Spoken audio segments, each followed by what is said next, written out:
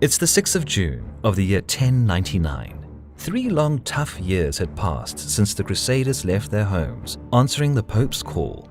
But finally, their extraordinary journey, frequently struck by famine, plagues, and desertions, was over. Many disbelieved and wept, seeing the rich domes and high towers of the holy city of Jerusalem appearing on the horizon. The ensuing siege, full of both bravery and atrocity that heavily influenced the history of medieval Europe, is about to commence.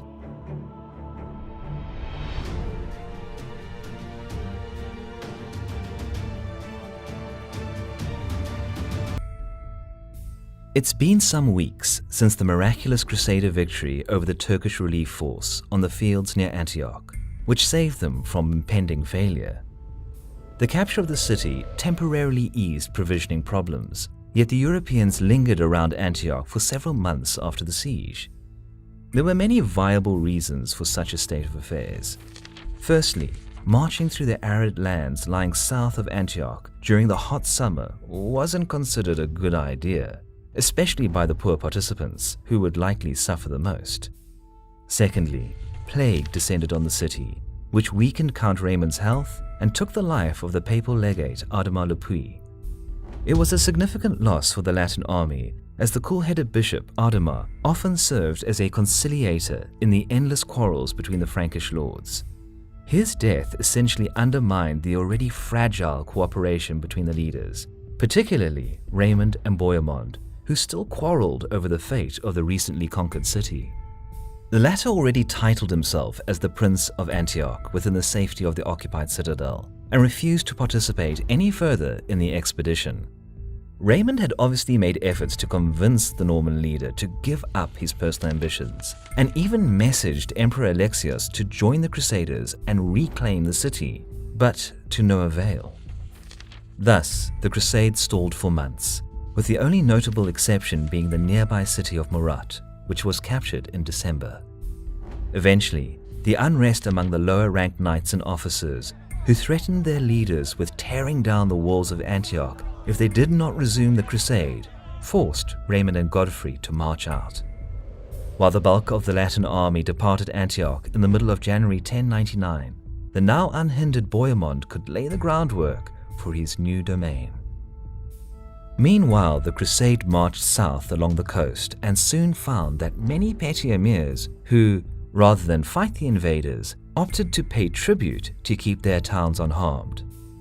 The Seljuk Turks already realized that the goal of the crusade was not total conquest, well, at least not directly, but in specifically reclaiming the holy city from Muslim hands. It's worth noting that when the Latin army besieged Antioch in 1098, the Fatimid Caliphate of Egypt captured Jerusalem and its surroundings. Thus, the Seljuk Turks, who were at war with the Fatimid, had little interest in actually stopping the Crusaders. Consequently, after 5 months of relatively easy travel through Palestine, the Europeans reached the port city of Jaffa, where their route turned inland, straight to Jerusalem. But as soon as they started to move east towards the holy city, the news about a Fatimid army assembling in Egypt arrived. Additionally, the wells on their way were either buried or poisoned, and many of the trees were cut down. Some uncertainty arose within the Crusader ranks, as the area was inhospitable, the enemies were gathering, and it was again the middle of the blistering summer. But the final goal was so close that even such major concerns couldn't stop them. On the 7th of June, about 2 years since departing Constantinople, the Prince's Crusade eventually reached its final goal, the holy city of Jerusalem, and set camps around its walls. Just like Antioch the year before, the city was too big to perform a full-fledged siege, so the besiegers divided their forces. Raymond set a camp on the south section of the wall, while Godfrey and the Normans occupied the northern part. Even though many died or left the crusade throughout the last 2 years, the Latin army still counted around 1,300 knights and 12,000 infantry, a serious threat to even such a well-defended fortress like Jerusalem.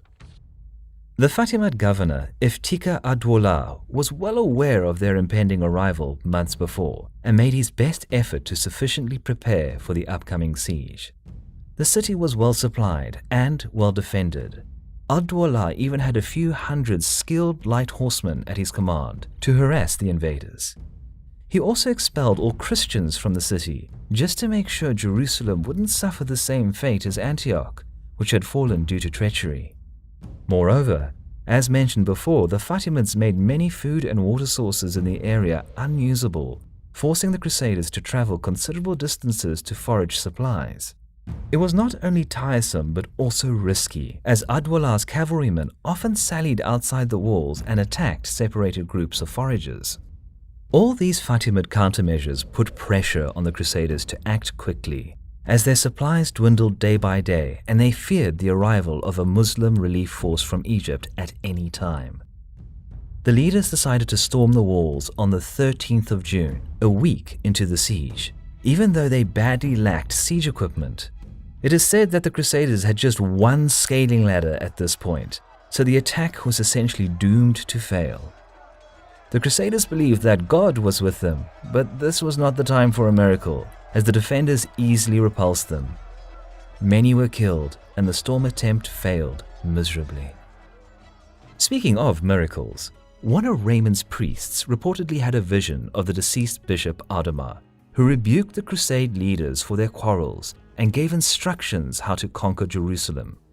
The Crusaders had to fast, do a penance, and lead a barefoot procession around the walls for the city to fall in a matter of days.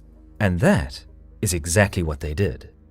Either as an act of desperation or extreme piety, it must have been a puzzling sight for the Muslim defenders. Anyway, around that time, several Genoese galleys under the merchant Guglielmo Embriaco sailed into Jaffa's harbor, some 70 kilometers away. They brought much-needed building materials and skilled woodworkers. The ships were soon dismantled as the Fatimid fleet surrounded the harbor and forced the sailors to join the siege. Praising God for this unexpected aid, the Crusaders constructed 2 siege towers and positioned them near the northern and southern parts of the wall. On the 13th of July, another assault commenced. Raymond led the attack on the southern part of the wall, while Godfrey and the Normans tried to break the Fatimid defense on the northern perimeter. A relentless storm raged throughout the day. Both sides lost many men, but the city stood strong. During the night, Godfrey decided to secretly dismantle the northern siege tower and move to the less defended part of the wall around the Flowers Gate. The next day was again full of atrocities, as the Crusaders didn't cease their storming of the walls. In the afternoon, the Fatimids managed to burn down Raymond's siege tower and repel the enemy. While the situation looked dire on the southern perimeter as Raymond's attack collapsed, Godfrey still pushed on the northern part of the wall. Eventually, after a full day and night of fighting, he broke the defense and opened the gate. Crusaders flooded into the city, which saw fierce fighting break out among its streets and alleys. The defenders of the southern part of the wall also joined the fray, which allowed Raymond's troops to break through the gates. In a matter of minutes, the city's defenses collapsed under the dominant Crusader force, and an indiscriminate slaughter of the Jewish and Muslim population occurred, as many of the princes made little effort to restrain their subordinates from looting and killing. Some of the citizens sought refuge in the Al-Aqsa Mosque, and for a time were guarded by Bohemont's nephew Tancred. But while he was busy in another part of the city, the bloodbath spilled into the mosque as well. The Fatimid governor Ad-Dawla surrendered to Raymond with his retinue and was granted safe passage south, yet not many had the opportunity to surrender directly to the noble Frankish lord. It's hard to tell exactly how many people were killed in taking the city, but the streets of Jerusalem were awash in blood. Many chroniclers later noted the sheer brutality committed that day, even by medieval standards. Almost 4 years had passed since Pope Urban ignited the idea of a crusade to reclaim the Holy Land, and finally their ultimate goal was accomplished. Yet the story doesn't end there. A formidable army commanded by Fatimid Vizier Al-Afdal was already marching through Sinai to challenge the army of the West and win back Jerusalem. The final battle of the Crusade is yet to be fought.